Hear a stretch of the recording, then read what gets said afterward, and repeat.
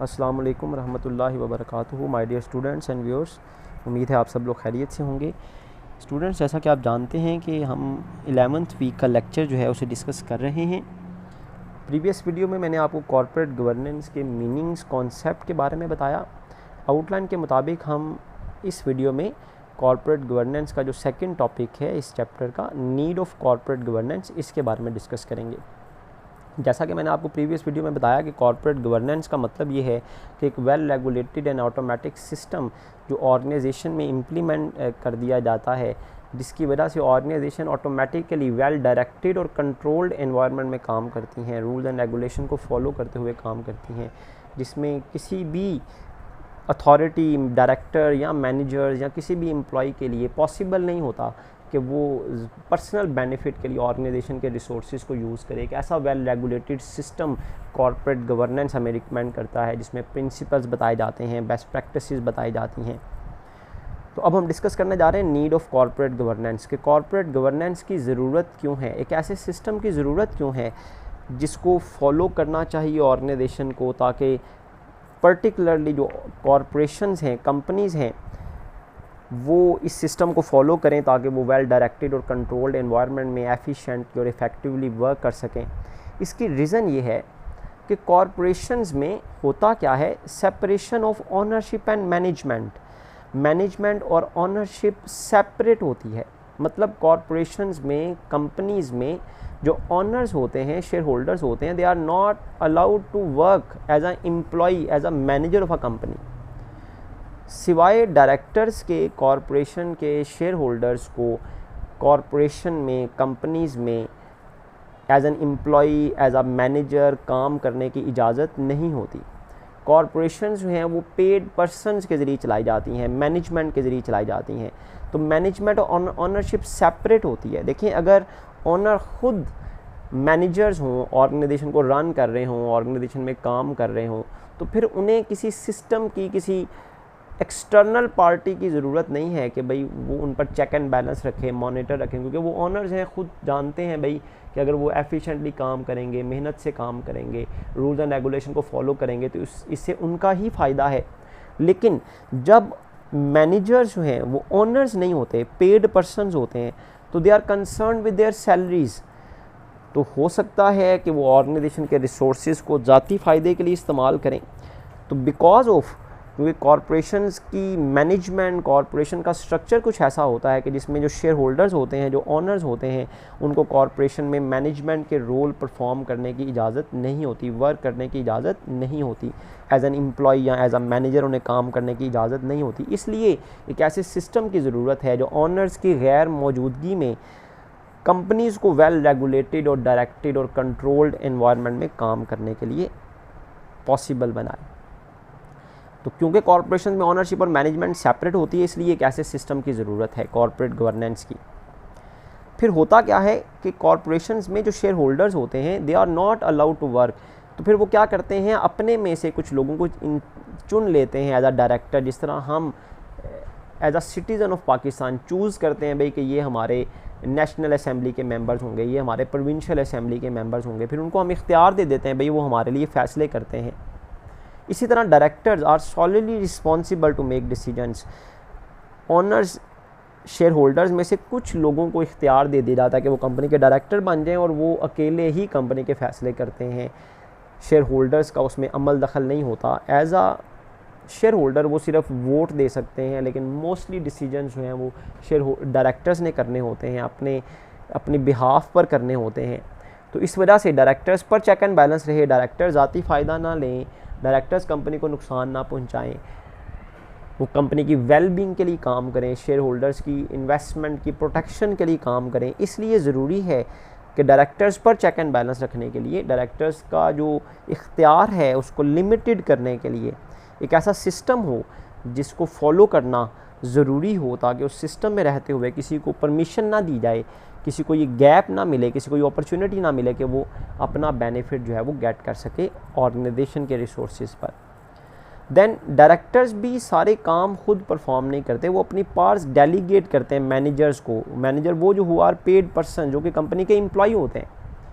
अब अब आप देखें कि आपने शेयर होल्डर्स ने, ऑनर्स ने इख्तियार दिया डायरेक्टर को, डायरेक्टर ने आगे सारी मैनेजमेंट हायर कर ली, पेड पर्सनस को हायर किया।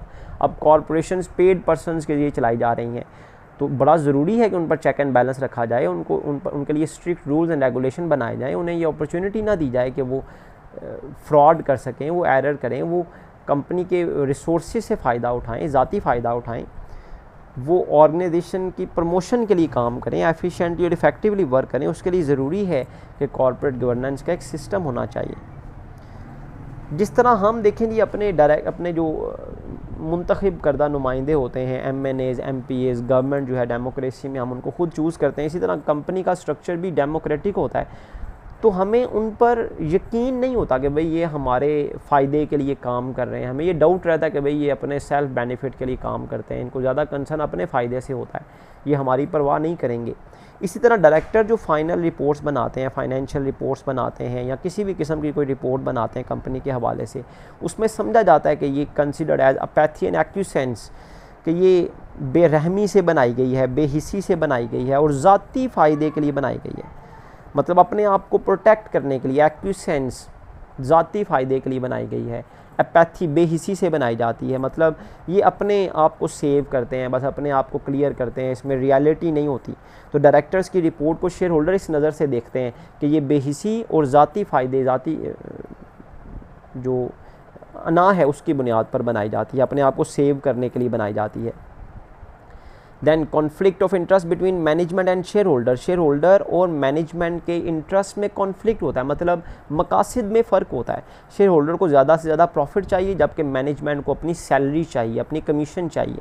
तो ये कॉन्फ्लिक्ट ऑफ इंटरेस्ट है कि शेयर होल्डर्स देखें, अगर ख़ुद उनको अलाउड होता कि वो काम करें तो वो प्रॉफिट के लिए काम करते, डे एंड नाइट एफर्ट करते, लेकिन जो कंपनी की मैनेजमेंट है, जो एम्प्लॉयज़ हैं, उनको कंसर्न सिर्फ अपनी सैलरी से है कि भाई हमें सैलरी मिलनी चाहिए।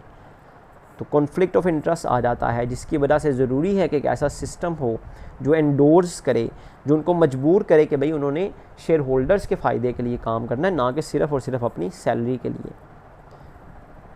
कॉर्पोरेट गवर्नेंस की ज़रूरत इसलिए भी है क्योंकि एनुअल जनरल मीटिंग को शेयर होल्डर्स बहुत कम अटेंड करते हैं, इज़ पुअरली अटेंडेड। देखें, एनुअल जनरल मीटिंग वो वाहिद प्लेटफॉर्म है जिसके ज़रिए शेयर होल्डर्स अपनी राय का इजहार कर सकते हैं, ऑब्जेक्शन अराइज़ कर सकते हैं, एतराज़ात लगा सकते हैं, कंपनी की पॉलिसीज़ को चेंज कर सकते हैं, या किसी पर डाउट का इजहार कर सकते हैं, किसी पर क्लेम कर सकते हैं।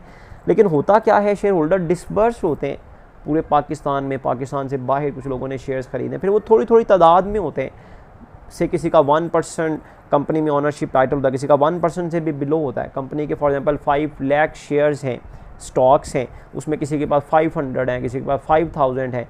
तो हर कोई शेयर होल्डर ये सोचता है भाई उसके अकेले से क्या फ़र्क पड़ेगा कुछ करने से।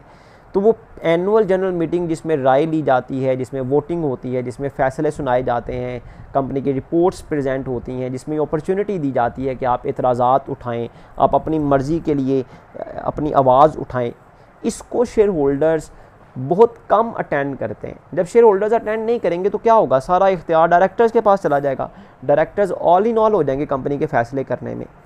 तो यहाँ से फिर डायरेक्टर्स को ये मौका मिलता है कि वो अपने फ़ायदे के लिए फ़ैसले करें, अपने आप को प्रोटेक्ट करने के लिए, अपनी वेल्थ को मैक्सिमाइज़ करने के लिए फ़ैसले करें, अपने बेनिफिट्स ज़्यादा से ज़्यादा लेने के लिए फ़ैसले करें।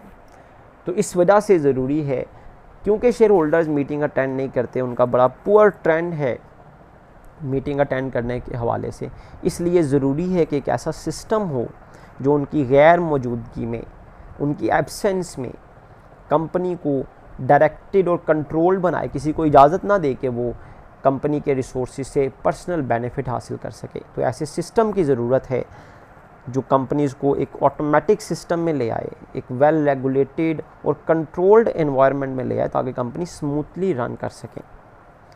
तो उम्मीद है आपने कॉर्पोरेट गवर्नेंस के इस सिस्टम की नीड को भी अंडरस्टैंड कर लिया होगा। मैं अपनी इस वीडियो को भी यहाँ पर वाइंड अप करता हूँ।